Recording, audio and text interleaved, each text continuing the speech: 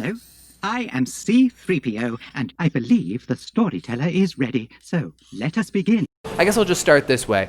Luke is still very disappointed that Han has decided to flee and not help in their destruction of the Death Star. He laments this to Leia, and she says, look, he's got to go his own way so you can go yours. And they load R2 into the back of the X-Wing before takeoff. Luke runs into his old buddy Biggs, who got cut out of some earlier parts of the movie from deleted scenes, but this is the first time we see him. He's clearly an old friend of Luke's, so it's nice to see that Luke has some friends in the rebellion. Tarkin and all of his little goons aboard the Death Star, they kind of become privy to the fact that the rebels are about to attack, so they send a fleet of TIE fighters out to get them, because basically they're too small to get them all at once. They have to take them down individually. And so a battle ensues, a space battle, TIE fighters versus X-Wings and Y-Wings.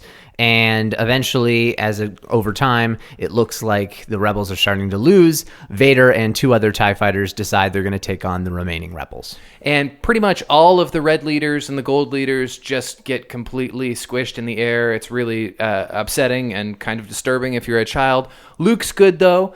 And just as he's about to make his final shots, Han swoops in, clears the path for him. 2 shots go into the Death Star, and they fly away. So they fly away, they get back to Yavin 4, they celebrate. Leia and Luke are both extremely thrilled to see that Han didn't abandon them, but Luke is a little bit heartbroken to see the fact that R2 is pretty destroyed. Yeah, he's got huge cracks in his head and everything, and the relief comes when you see him at the big ceremony in the final shot where he's been all polished up and cleaned up, as has 3PO, and frankly, so has Han. He shaved. Everybody looks phenomenal. They put some medals on our heroes, and we credits. Exactly. Luke finally looks like an adult. Finally! And he got a good blazer. Yes, I know. I found it interesting. He got like a sweet yellow blazer, and Han just had to wear his clothes that got laundered by the looks of things. Well, Han has a different shirt on, very clearly. Does he? Okay. In terms of he has a shirt over a shirt. Oh, okay. Like he has like a very like thin, just basic like light gray shirt over his normal one. Yeah, but he's wearing his vest. Yeah, but he's got and you can see a fancier collar underneath. So he's really dazzled himself up. Leia finally gets away from the ridiculous haircut, and we never see that again. Isn't that funny that her most iconic haircut, one of the most iconic haircuts in film history, is really only for a portion of one movie? Absolutely, yeah, I know. But it's just so weird that no kidding that happened. Yeah, it was really terrible. Yeah. But one thing that's cool is you got me 3 just random comics from different decades for Christmas. And old like 70s and 80s comic books. Standard, like from the Star Wars Marvel comic books. And one has Luke on the cover, one has Vader on the cover, and one is Han and Lando and Chewie. But specifically the one that has Luke on the cover, it's the oldest one of all of them. And funny enough, he's actually on the cover wearing that gold jacket that he's wearing in the final scene. So I thought that was kind of funny. Even though the lightsaber looks like a flashlight and things couldn't look less canon, or Luke's yellow hair, he looks like He-Man. Right. I mean, but it's great the fact that they just decided to carry that forward. Some of those old comic books are pretty corny in their illustrations, and oh my god, yeah. Old interpretations of lightsabers in general were pretty corny by anything that was separate from the main timeline movies. But you're right, I never really realized that he was wearing basically his dress blazer, like the jacket he bought for the big prom. Yeah. That's funny. He's like wearing a suit to go like on a battle somewhere. I don't remember. I didn't open actually or even read that comic. No, they're pressed between glass. Yeah, exactly. So I didn't exactly get to see what planet they were on or what the deal was, but by the sounds of things, he was probably overdressed from the beginning. Yeah, probably. Did we have a medal for Chewie? Yep. He had one too? Yep. That's good. That's essential. I think so. Jesus. I think he must have. It'd be pretty ridiculous to get him to walk down the aisle and not give him a medal. Now, is it safe to assume that he doesn't get a medal? No. He doesn't? That's ridiculous. Well, because this was my issue, is like, why are we just honoring Luke and Han, who are the heroes of our film? Yep. Granted, we probably would have had medals for all the other rebels who were out there in the sky if they had all survived. But did anyone survive? Any X-Wing survive other than Luke? Wedge survives. So why didn't he get a medal? Because he was not one of the ones who blew up the Death Star. His fighter got hit, and so he had to go back. That's not how military works. I know. But in this instance, they're getting like a different level medal. Yeah. So it's not some sort of recognition. This is like Luke literally kills 1.5 million people. Right. All enemies, not a single casualty. He wipes out like mega, like a huge part of the Empire. That's a lot more important than the guys who go up there and fail. I'm sorry. I know, but that's incredible what he was able to accomplish. I know, but you went up there Yeah. with the intent of doing the same mission. One guy carried it out specifically, but you were a team. That's I kind agree. of the rule. Unless we're giving the medals for having rescued the princess. Unless Oh, it's maybe that's what it is. A different honoree altogether. That's a really good point. In which case, Chewie deserves a medal the same. Well, yeah, absolutely. No matter what, he deserves a medal. He does. And it's interesting that he gets to walk down like the aisle with all of them, but doesn't get a medal. Right. Maybe they couldn't reach, and so maybe they give him a medal later. He has to just like go down a few steps. So Well, they can Leia put definitely can't reach. Nope, definitely can't. There were a couple of shots of her when she's back at the base. There's one just before takeoff and then one shortly after, but when she's looking at that big 3-dimensional diagram of exactly what's happening. And you get a profile shot of Leia, and she looks so young. Mm-hmm. She looks like a child. Yeah, she looks like a child at a couple of points. She looks like 15 years old. It was stunning. Hey, what do you think of doing Bail Organa Star Wars story in which Millie Bobby Brown plays teenage Leia? Yeah, no, I've heard this, and I love it. I don't think it's like a thing, but No, in terms of what fans want, I think it's been memed a couple of times. I mean, Millie Bobby Brown, not only does she absolutely look the part. She does. It's incredible. She's a phenomenal actress, Yep. and she's the right age. Yep. Everything aligns, and you'd wait a few years to the point where she was the perfect age, and who knows, maybe she'll fizzle out and never have a career after Stranger Things, or I don't think she'll so. have a huge career, and it's looking that way. It's looking like she's really the big breakout here. She's being and groomed to be like Natalie Portman. exactly, Which and is all the more reason for it to fit perfectly. exactly, and Yeah. and that's one of the big. Actually, I saw quite funny, just some on Reddit somewhere. There was this giant poster of like Natalie Portman in like a perfume ad or something, and then just some guy wearing like a Kylo Ren helmet, just putting his hand up to it, Mom. It was so hilarious because it's just this like sorry, Grandma, not Mom. Yeah. But it's just so weird because Natalie Portman, when she was so young, Yeah. had such a prominent role in all of this. Later on, obviously in the 90s, but she's still so young and still such a major star. Yep. Because she got this when she was young, and who knows? Maybe that could be the same thing would happen to Millie Bobby Brown if she were to get in a role at the age of say 16. That could be. I don't know, $750 million movie. Who knows? Well, the only thing is you want to act on that sooner than later because she's already like 14. Yeah, that's Right. it. Oh, I don't know. Is she? I think so. She might be one of the older ones. Hey or- Siri, how old is Millie Bobby Brown?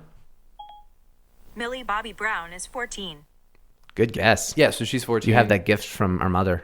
Yes, I can guess people's ages very well. Anyway, she will be as old as Leia was supposedly in A New Hope in like 5 years. Yeah, that's true. So they want to act on that as quickly as possible. Yeah, but I definitely like that concept. You can still manage to use Jimmy Smits for Bail Organa. There's no problem there at all. No, you're right. Yeah. Oh, yeah, definitely. He was used in Rogue One, so Right. And did they old him up a little bit? I guess they olded him up a little bit, but That's doable. yeah, I mean, you just don't make him look as old before. And Jimmy Smits looks good for his age, so he can pull it off. Now, do we want a Bail Organa story? I phrased You it that way. you did phrase it in a very strange way. No, I don't think so. Okay. I think we want a Leia story. Because I Yeah. think I still haven't read it, and it seems like this keeps coming up. But I guess it's because Leia is such a prominent character in this movie. But I really want to see read Princess of Alderaan. I so guess that I only phrased an it that intake. way because I figured there was already enough canon Leia out there that Nah. they don't have more story to There's tell. never enough canon Leia. I guess that's fair. Yeah, she's just too good of a character. Yeah. And that's interesting enough in terms of since her passing and Han Solo dying in The Force Awakens, Mark Hamill's been kind of caught with his hand in the cookie jar again, saying that he doesn't really have a need to come back to Star Wars or doesn't feel the same drive. Doesn't care as much if he's in Episode 9. Obviously, Because Carrie and Harry aren't around? yeah, I mean, I get what it is. It's the gang can't get back together again. There's no going home for him in this instance, so it doesn't have the same feeling.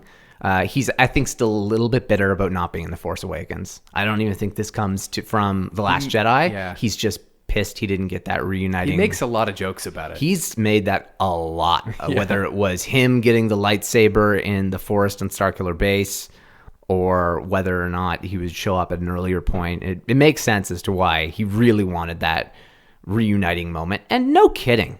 Everybody, I don't know why they chose it that way. I don't know at what board meeting they decided, you know what, we're not going to put them all together. Yeah, well, Yeah, And even JJ decided it. That was the thing that wasn't even controversial. Yeah. They knew though that Harrison was not going to do another one. Right. And the entire plot of The Force Awakens is let's find Luke Skywalker. So you have to write a completely different movie if you don't do it that way. Yeah, you're absolutely right. And even with Carrie and Harrison, like they only have 1 or 2 scenes together. Really quick little ones. One before and one after. Yep. Yeah. Yeah, just a couple quick ones. Yeah, quick little things. Now, Biggs Darklighter. Yep.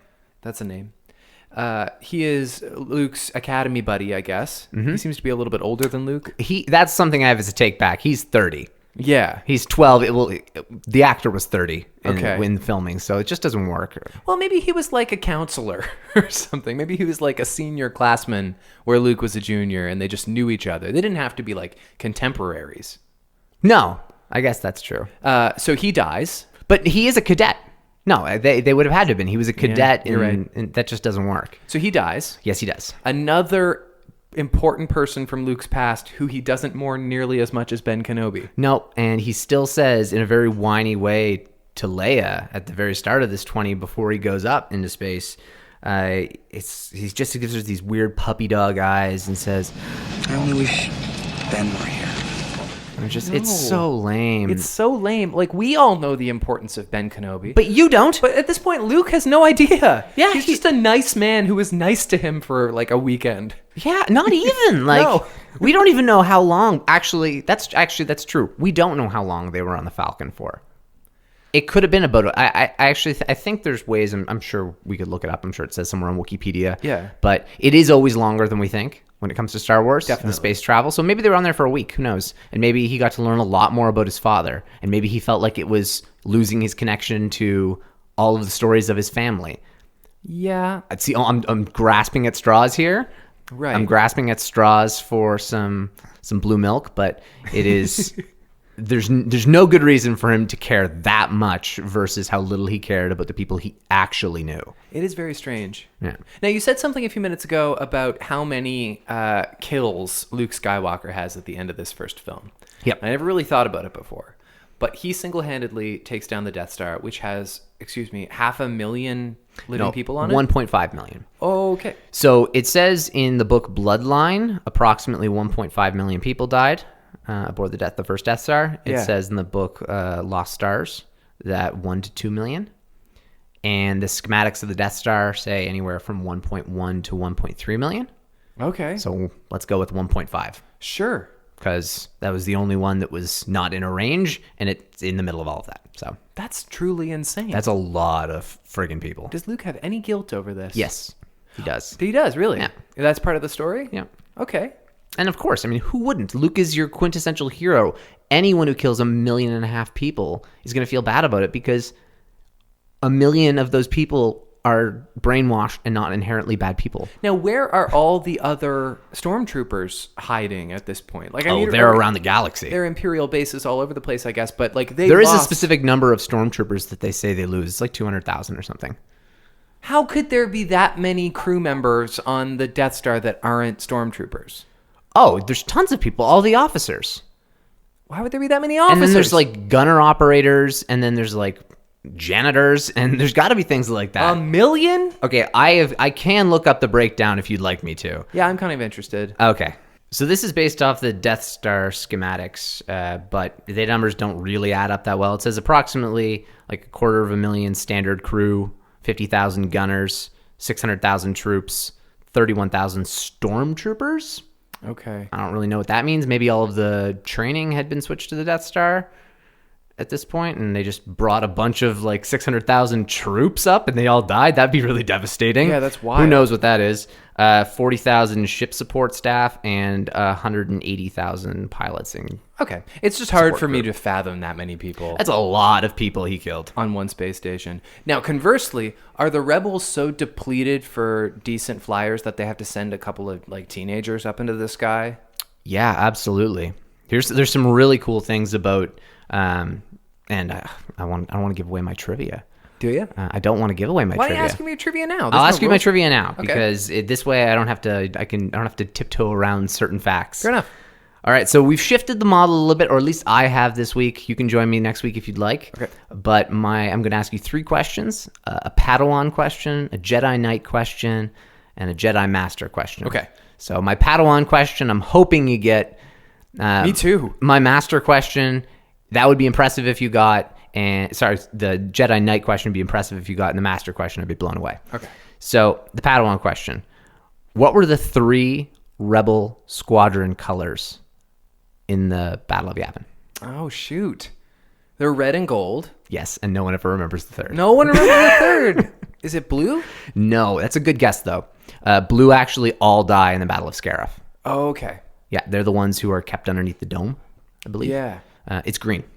Green. See, I don't remember that at all. Yeah, I think there's only like a couple green. My Jedi Knight question. Okay. What was the call sign of, I'm going to give you options here, Porkins or Biggs? Biggs was red 3. Nice, good job. Because that was my question for you. Oh, really? I find it hard to come up with trivia questions. What was Porkins? Do you know? 7? Red 7? Red 6. Red 6. Okay. And my Jedi Master question. How many Rebel ships were in the Battle of Yavin fighting against the Death Star? How many rebel ships? I'll say 18. That's not a bad guess. Yeah.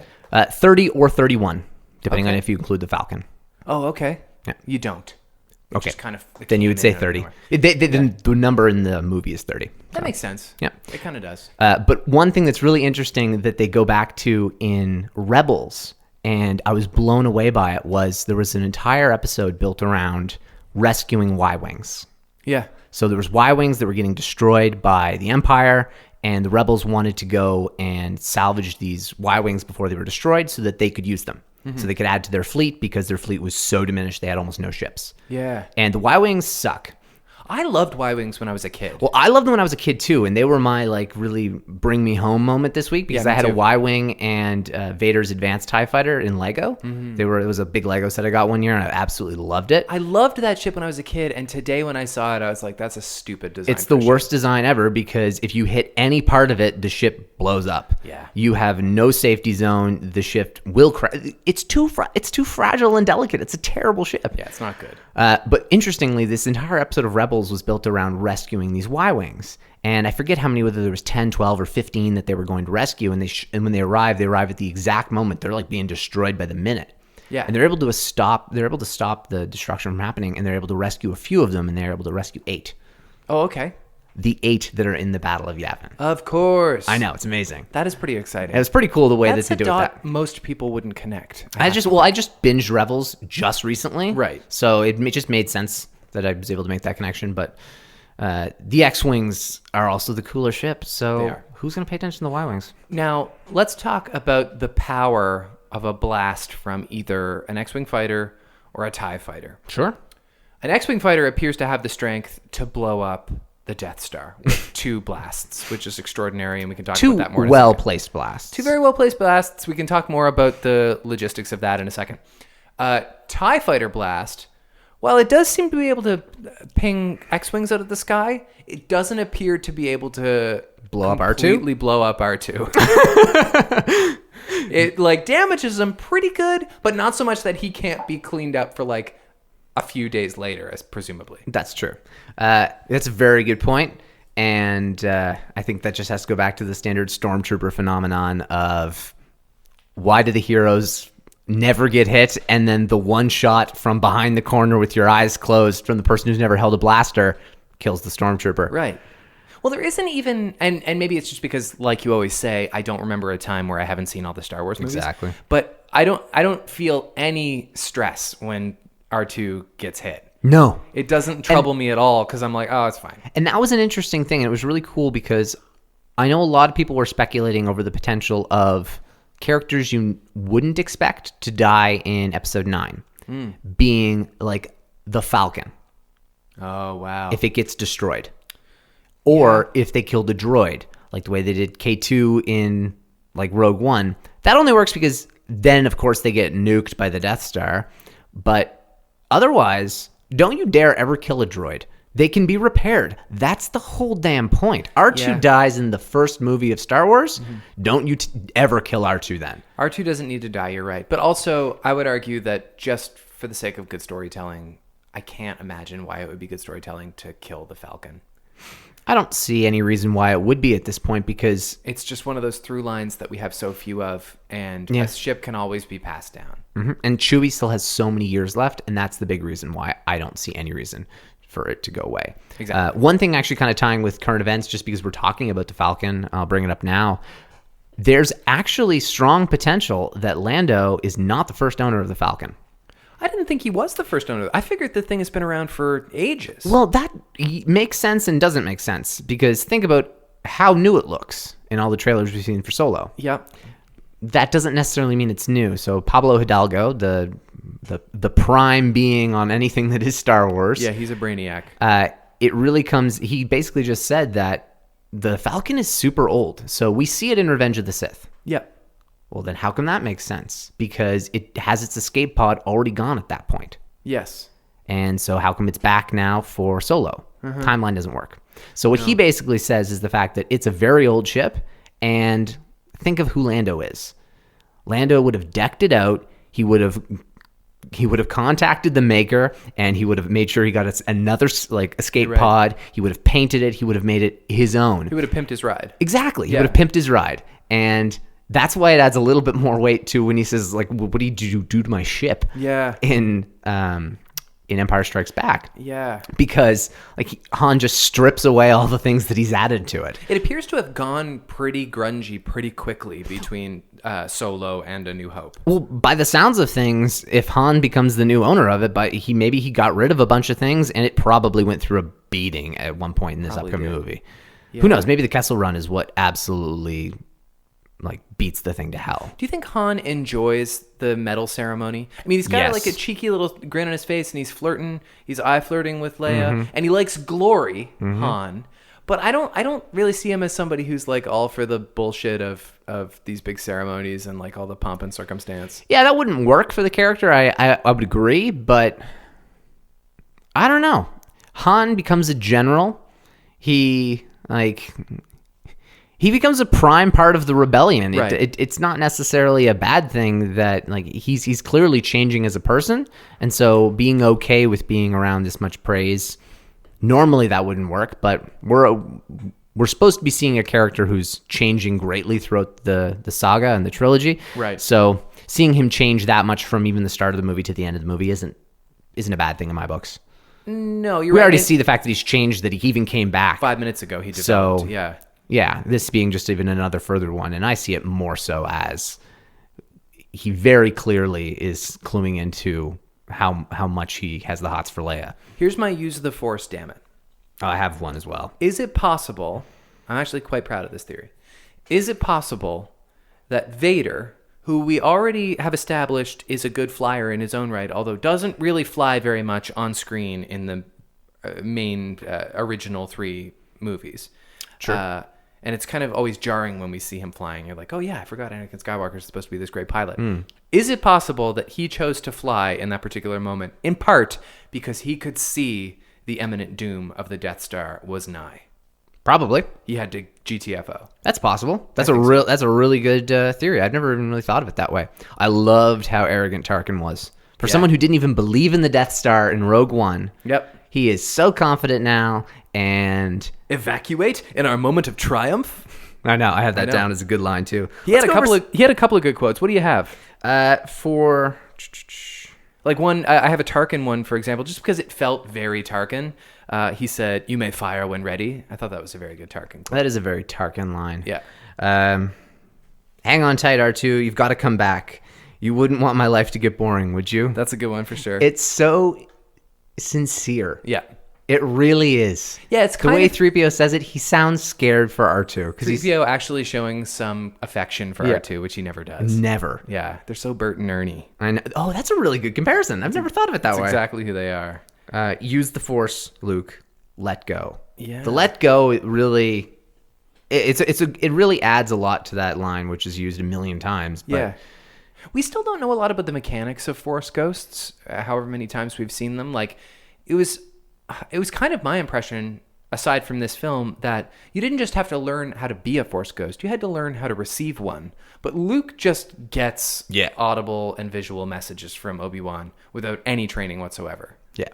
He's able to see it. And I think that makes sense, though. That's because he's Force sensitive and he believes in the Force, I guess. Yeah. I guess that aligns. Another thing he says, this is what Luke says in reference to R2. They say, your droid's taken a beating. Do you want another one? He says, not on your life. That little droid and I have been through a lot together. Which is like a good line, but it's a clunky delivery. It is. Not on your life. But also, you think you've been through a lot with that droid? Your dad? Oh my God. Yes.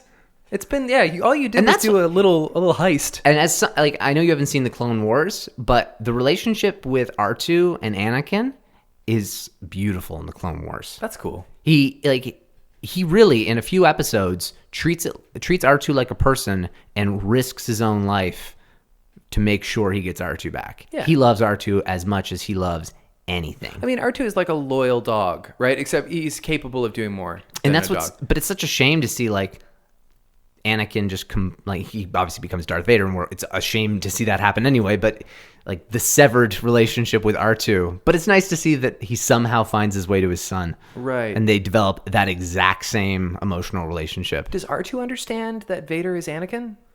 He would have to. He didn't get his mind erased.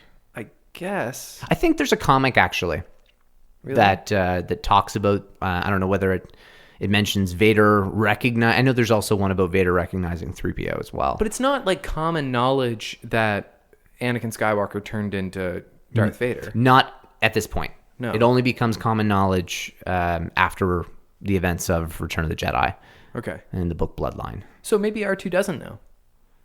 Well, R2 would know. Well, actually, no, that's a good point because you wouldn't necessarily see who's behind it. No. That's a good point. I think. I don't know. R2 knows everything, though. Yeah, he does. It could kind of make sense. He's omniscient. A couple of good Han quotes in here. You're all clear, kid. Now let's blow this thing and go home. Yeah.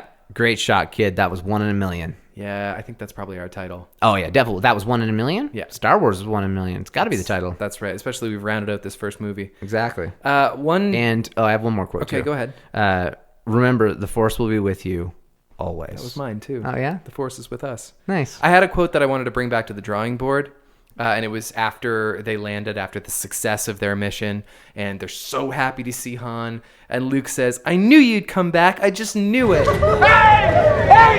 I knew you'd come back. I just knew it. I just knew it. Made me cringe hard. That is bad. I didn't pick up on that one because I was actually more focused on something I've never noticed before, and it's a little hard to tell. But the second Luke gets out of his X-wing and he runs over and gives Leia a hug, he screams. Out of excitement. He says Carrie. What? Yeah. But it's... In the film? Yeah, it's so loud, though, that you can only kind of hear it. It doesn't fully sound like it, but... What a dummy. It apparently that is definitely what he said. That's so and cool. when you listen to it, you can definitely hear it. I never would have caught it on my own. Right. I don't know whoever was the first person to catch that, but wow. Yeah, he yells at Carrie. So I missed that point after because it happened right after. But now, is there a tremendous structural flaw in the Death Star in that you can take it down with 2 simple blasts? Not that they were simple, but like, that was intentionally. Shouldn't that hole be guarded by some kind of force field? Well, that was intentional. Okay. That was Galen Erso. That was the whole point of Rogue One. The fact that he designed the Death Star with a secret kill switch and told it to his daughter. Okay. So why did no one else pick up on it, though? Because he was a brilliant engineer. He was the only one in the entire galaxy who was able to design. But he didn't handcraft the Death Star. Like, they had to build it, and they had to build this kill switch. Yes, but you wouldn't have necessarily known that is what it would have done. It was just a pathway that led to the main reactor. Really, Rogue One, as great of a spy movie as it is, is truly, it is just a plot device to fix one of the great plot holes in movie history.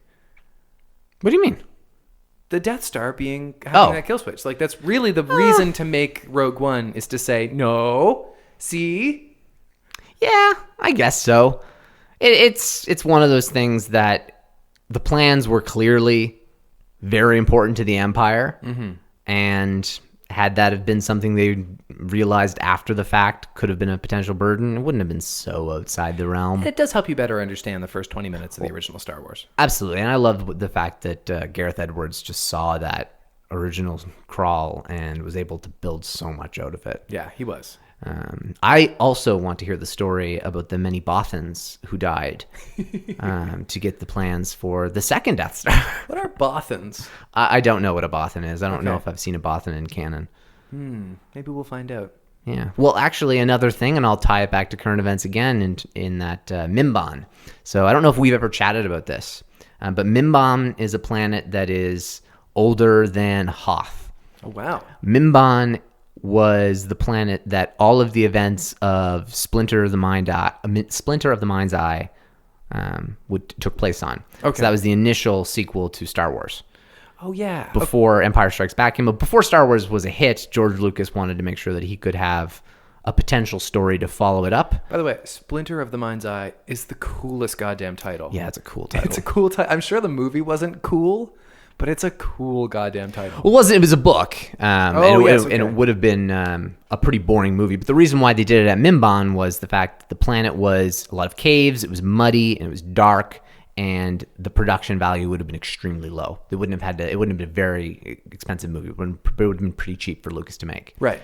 And so they've brought this back for Solo, and the Mud Troopers and Mimban are back in the canon universe again. So we'll be able to see that planet come to fruition and see what it's like. There's a lot of cool worlds in Solo. I'm getting excited. You know what I did last night, which I haven't done in a very long time? I watched Raiders of the Lost Ark. Oh, really? Yeah.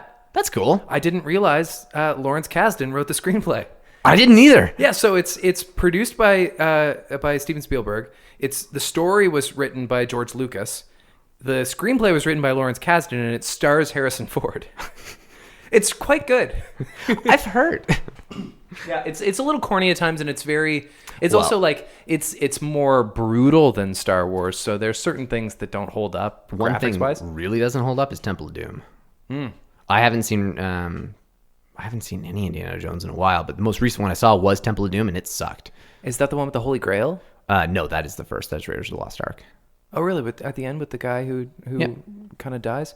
I think it's Alfred Molina in the beginning. He just gets impaled by all these spikes, and it just looks ridiculous. He looks like he's made out of rubber. Oh, I don't remember, but yeah, that makes sense. Yeah. Star Wars does a better job of that. It does, but I mean, it can get away with more because Exactly. it doesn't take place in the real world. No, that's true. Good point. You got a couple of more notes for the 20? Yeah, absolutely. Okay. So one thing I really hated when it came to things that definitely should have gone back to the drawing board was the way Han shoots Vader's TIE fighter and it just spins away. Yeah. What the fuck was that? It is really corny. It was like he had it on a string and was like doing it was ridiculous. And Vader's just like, whoa. It's just very silly. It's You're very right. Family Guy. Yeah, kind of.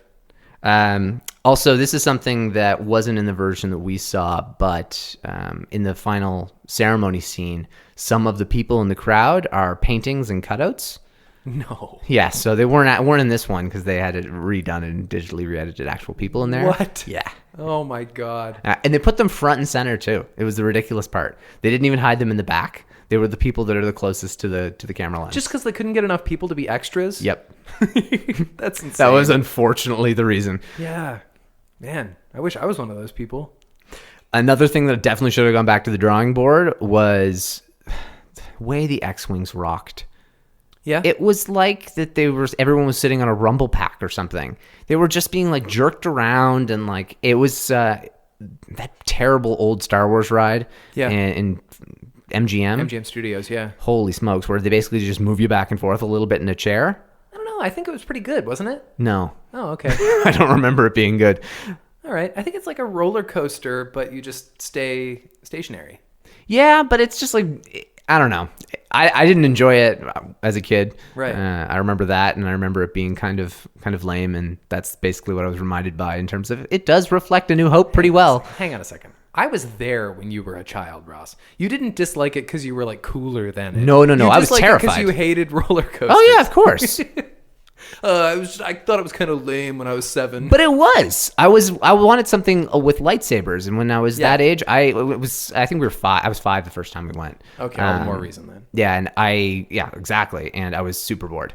Because at that point, the only ship that mattered was the Falcon. Yeah, that's true. So I didn't care. Millennium Falcon and lightsabers are really the main reason you enter as a Star Wars fan. Characters, and like, so you could have your action figures, your Lego, Yep. and the characters are the ones who wield the lightsabers. I don't know, just piloting and ships didn't really strike my interest until a little later on. That's fair. Which, yeah. What else you got? Just a couple things. Okay. The lasers curved into the Death Star's reactor. That really bugged me. Yeah, I always just kind of accepted that. Yeah, I just assume that it's like a heat sinking or something, but you just gotta hope. Unless there's like some kind of gravitational atmosphere to the Death Star that they see a void, so they're pulled down towards it. That's possible. I guess. Maybe. And And they're also, just light and energy. yeah.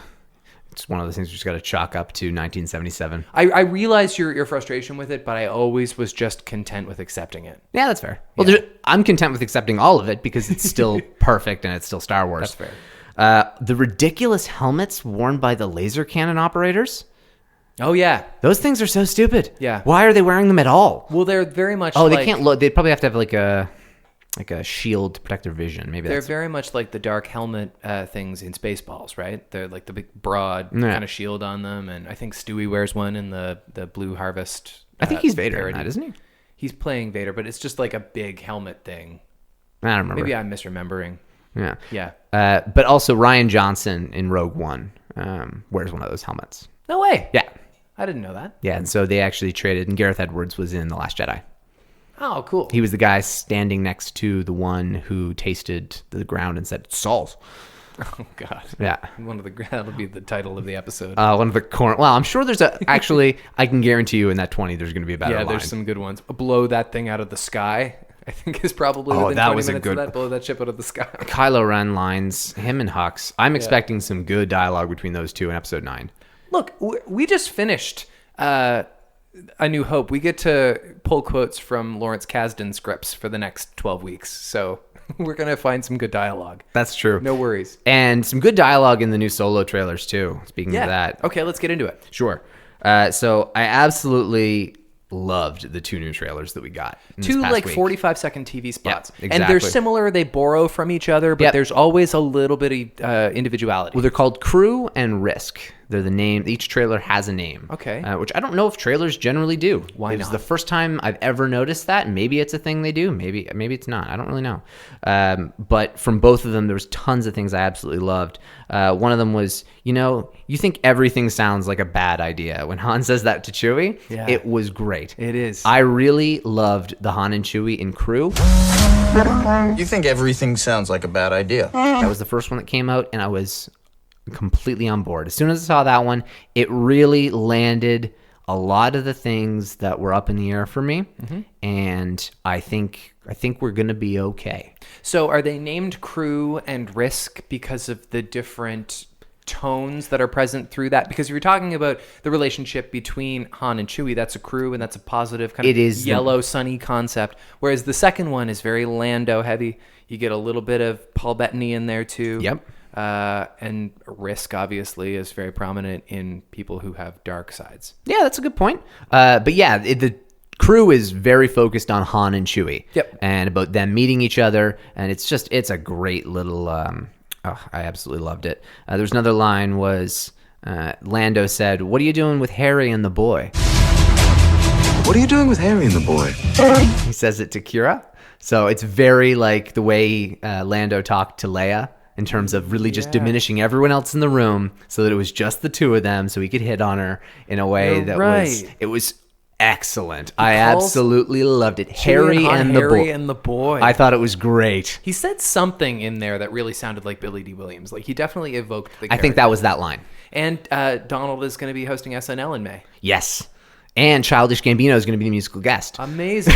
What a stacked show. I know. The fact they were able to get both of them at the same time. It's going to be a wild one for sure. He's the standout already, and the movie hasn't even happened. And that's not even anything against Aaron Reich. I think people just really want The fact that Donald's in this movie is giving people a better general attitude about the film itself, and that's positive for everybody. Yeah, absolutely. And that's really, really encouraging. Yeah. And I think that was what kept people open for a long period of time.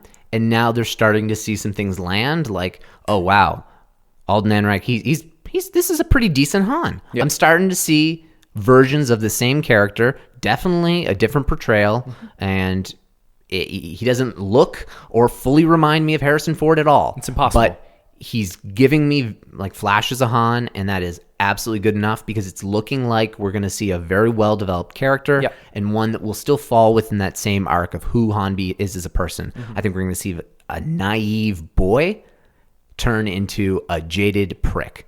Yeah. I think we're going to see the complete opposite of A New Hope. I think he's going to start off super wide-eyed and bushy-tailed, a rebel still, a total rebel, still going to play on the wrong side of the tracks, but optimistic about his future smuggling career, and he is not going to end the movie in a positive headspace, I'm assuming. That's probably fair. I'm assuming it's going to have a very negative ending, similar to Rogue One. Yeah. Yeah.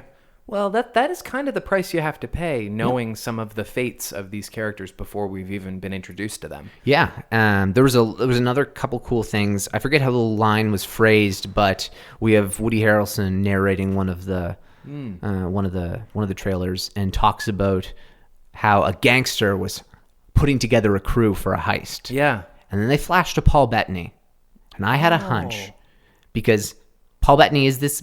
Like, he's a gangster. That is his character. Sure. He is playing like a hard-nosed, flashy, filthy rich gangster. But what if they're not working for this evil gangster?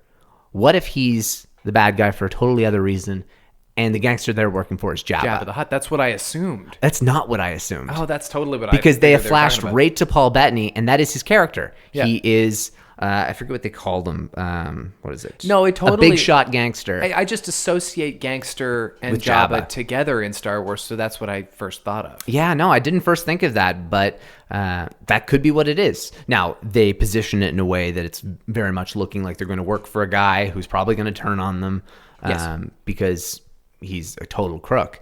But maybe that's not the case. Maybe we're going to see some good relationship between Han and Jabba, and we better see a good relationship with Han and Jabba if Jabba's in the movie. Yeah. I want Jabba in, and they cannot be at each other's throats because Han's like a son to him in a sense. That's complicated. It's definitely complicated. I think that you might be asking too much for them to be like BFF. No, that's fair. I don't necessarily want to see them being BFF, but I want to see Han coming through and Jabba being super impressed. Yes, that's fair. I want to see like Han being Jabba's go-to, or them pulling off a mission if it's for Jabba, and Han's the one who comes back. Right. No one else comes back, just Han and Chewie. Right. They're the only ones who make it back. Lando got swept up in something else, and everybody else dies probably. A little Godfather action. But yeah, so who knows? Something cool like that could happen.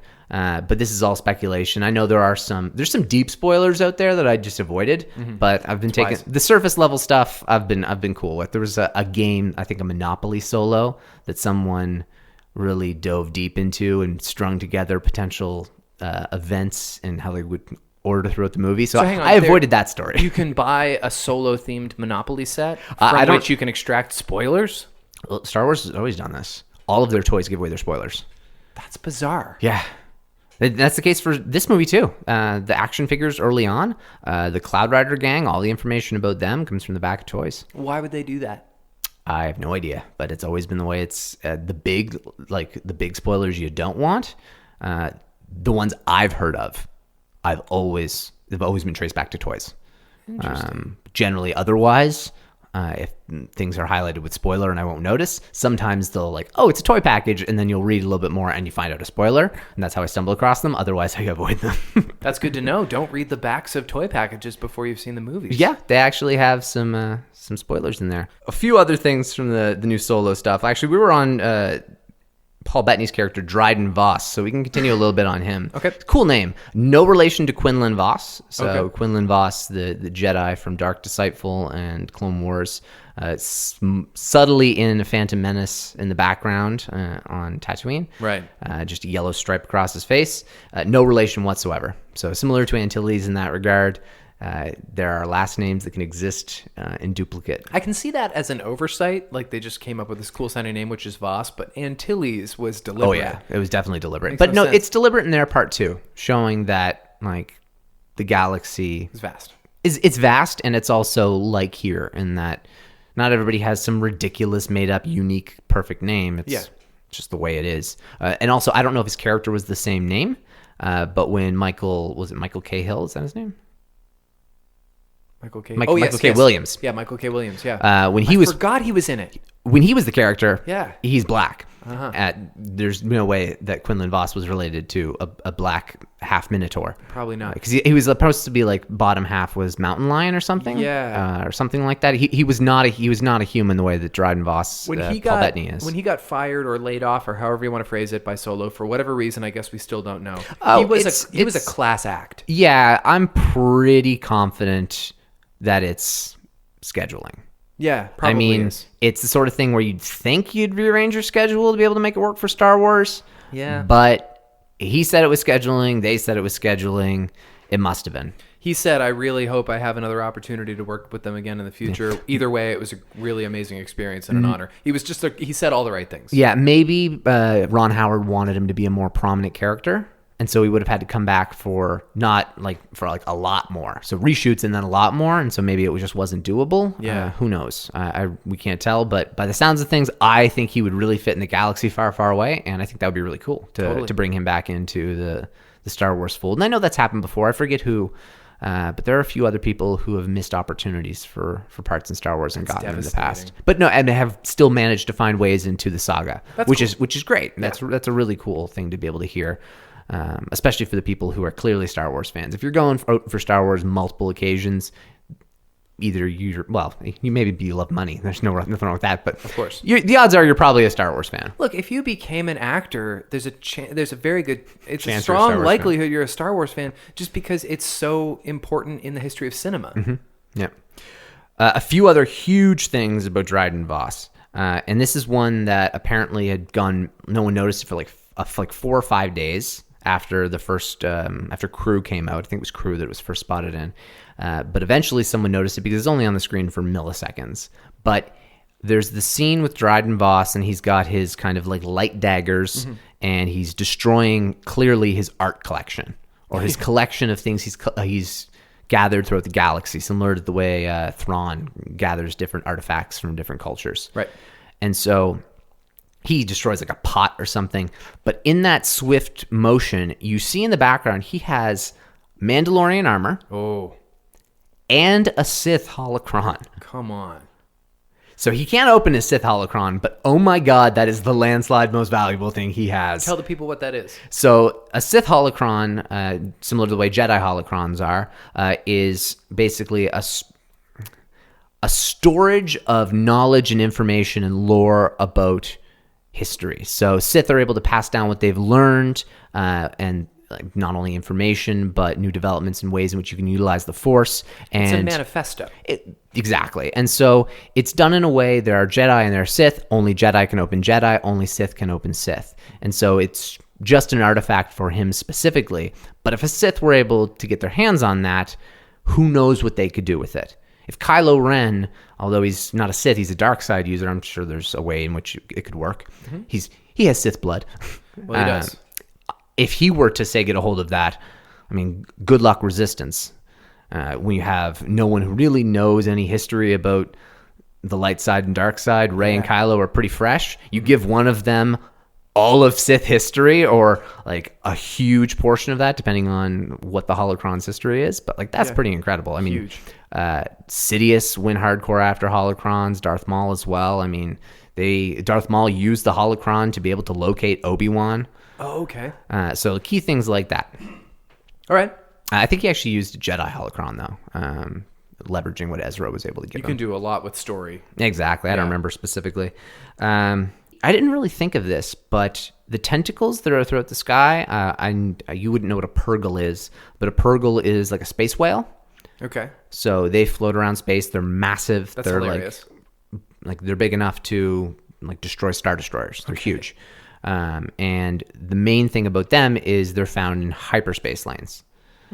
So they can actually disrupt pilots, and that can be the biggest reason that you could die potentially going to hyperspace is if a purgle wanders into your way and you get hit by it. And they also can travel at light speed. And so they play a big role It's a in... very strange creature. Yeah, and so... But anyway, the tentacles, I just thought there's a potential that maybe the purgles are what they're flying through. Yeah, that'd be in the cool. Solo trailer. All right. Finding a way to connect that. I would love that because they're a big part of Rebels, and they're... Space whale, and they travel through hyperspace, and they're called purgles. It's just the cutest thing. It is. But, man, they're strong. They're cool. It was really interesting. Rebels gives you a whole new view on creatures and animals in the Star Wars universe. Yeah. And I absolutely love that. I thought that was really cool because Ezra has such a connection with nature and animals, and he's able to really harness the Force. That's something we haven't within really animals. witnessed a whole lot in Star Wars up until that character. At least, unless I'm mistaken. I mean, we have the Ewoks or whatever, but we I don't can't think of any. We don't have like a Newt Scamander of the Star Wars universe. I don't really know a whole lot about Harry Potter. Want to enlighten me? Well, I know I mean, the original books of Harry Potter. But Okay, that's but it. he wrote Fantastic Beasts and Where to Find Them because he was fascinated with the creatures of the magical world. Oh, okay. So like just somebody who was like a bit of a zoologist of Star Wars creatures is probably an archetype we could yet fill. Yeah, definitely. And that's what's cool about Ezra is able to kind of tap into the different Force sensitivities and strengths of certain creatures. And there are also certain ones he's unable to. Like there are spiders, I forget what they're called, but giant spiders on one of the planets, and he's unable to get in contact with them. So still some things that the Force is being broadened with that I love. Exactly. Just making it deeper and deeper. So do you have anything else, or should we call it quits? A couple ones. Okay. Warwick Davis. He's part of Enfys Nest's crew. Yep. So see him there shooting off a cannon or something in He's the not trailer. playing his original Ewok character. No, he's not Wicket. Yeah. The Slave One Nice. might be seen in the trailer. This is the Fett ship. This is Boba Fett's ship, and people were losing their minds in excitement. I'm not a huge Boba Fett person. I think Boba Fett... He's overrated. Yeah. Yeah. He's cool, and Of course, he looks cool. you learn way more about him from books and Clone Wars than you do from the original They trilogy. cooled him up in response to the toy craze. And he's lame as hell Yes. in the Clone Wars because he's a kid. Yes. He's a snotty little kid with like a thick as hell Australian accent. Yes. And sounds like an old man. You're right. But anyway, Wavy hair. he probably is not going to be in this movie. I don't think he is. It doesn't even look like Slave One, in my opinion. It looks more like, I get why it looks like it, but it's probably just an asteroid. Interesting, because when we first started talking about doing standalone movies, everybody was like, oh, it's got to be Boba Fett for some ridiculous reason. Well, they said it was going to be. Well, I figured the compromise was put him in the Solo movie. Well, I thought that for a while too, but then nothing was said about it at all. Yeah. And so I just assumed I think there's a chance we're going to see him, but I think if we do, it's not going to be in much capacity. Right. And also, he can't be like he's on Jabba's good side, and if Han's on Jabba's good side, There can't be any tension. the friend of my friend is my friend. Yeah. So they shouldn't be at each other's throats. So he almost doesn't have a place. Right. Maybe so if he is there, maybe it's just an in passing, like a shout out. I'm okay with that. Or if probably Jabba's slow in the fan movie service. and they've decided that at this point Boba Fett's already working like frequently with Jabba, and they want to stick those two together, cool, go for Right. it. Right. A couple other small little things. You have so much stuff. Oh, I know, from those trailers. Loved it. Lando tossing the DL-44 to Han. Oh my god, I loved that Yeah, shot. I know. That was great. Oh, it got me so excited. You're so excited. The Sabacc game as well, Mm-hmm. because like the conversation, the way that they hold themselves, the way that Han shows the cards to Chewie, and the way that Chewie gets all frustrated because whether he's bluffing or who knows, everything about that Yep. is hitting home for me. Yeah. It is everything, especially with the Sabacc game. I'm not so much landing on the I've got a good feeling about this lines and It's some, showing up in every bit of press. I know, which bugs me. Maybe they're Yeah. just trying to get a different angle of it working. And I don't really know what we're going to get from Kira, and Corellia hasn't blown me away from what I've seen thus far, but like anything I've seen from the Sabacc game and Vandor, the snow planet, that looks so cool. Like we're going to see, and Ron Howard apparently mentioned just in terms of the context of this. I mean, you're seeing a movie that's not based around Jedi, so you have to look at new ways to create action scenes. Yeah. And then someone also mentioned on Twitter somewhere how, I'm going to go see this movie for Queen of Dragons. I'm not seeing this for the Jedi anyway. But in a joking way. Right. In like, I like Star Wars, but the main, like, I like it for the Jedi. I'll see this movie for Queen of Dragons. Okay. And Ron Howard, I forget the specific context, but he implied... It's Mother of Dragons, for the record. What did I call it? Queen of Dragons. All right, sorry. I apologize to all the Game of Thrones fans. That is really my bad. It's okay. I have heard enough about Game of Thrones that I know I want to binge it all at once. Oh, fair enough. I do not want to. I was too far behind. I decided I wanted to watch it in like season 3, and I was like, yeah, I can catch up right now. I still think I might do it too, and I'm aware of a couple of really gruesome things that I would probably be upset by, but I would see them coming, I think. I just want to watch it all at once because... It matters culturally. Well, it matters, but also at the same time, I want to see it, and I really think I don't have the patience to wait. Yeah. I know a lot of people who get really mad about having to wait on Game of Thrones, and I'm pretty impatient with TV shows, so I don't want to do that. Right. I'm not into it yet, so I'm going to hold off. Right. So Mother of Dragons, who's going to watch it for that. So clearly I wasn't reading the tweet off the bat right there. Oh, here it is. I love Star Wars, but only the Jedi and Sith stuff. Since this probably won't have any of what I'm watching, it all because of Queen Daenerys. Oh, Queen Daenerys. That's the reason why I thought of Queen. All right, fair enough. I honestly I don't think you'll be disappointed. Enjoy, was Ron Howard's response. So people are thinking that maybe there's going to be some Jedi in here. Maybe Vader will be here for a quick bit. Who knows? But That would be wild. that's kind of teased out there. And I think the Force has to have some form of presence. Yeah. But at the same time, it can't be in front of Han because he doesn't believe in it. That's true. So it better be in front of Chewie or something. Okay, we got to wrap it up. Fair enough. I think that hits everything on my list anyway. Next week, we launch Empire Strikes Back. Yeah, we do. Yes. Oh, one final thing. Okay. Solo running time, 2 hours, 15 minutes, according to Cannes Film Festival. It's a good length. Yep, I'm cool with that. exactly. All right. All right. Okay, man. Have a good week. Happy Star Warsing. And may the Force be with you. That's a better way to wrap up the show. Happy Star Warsing. We'll use that.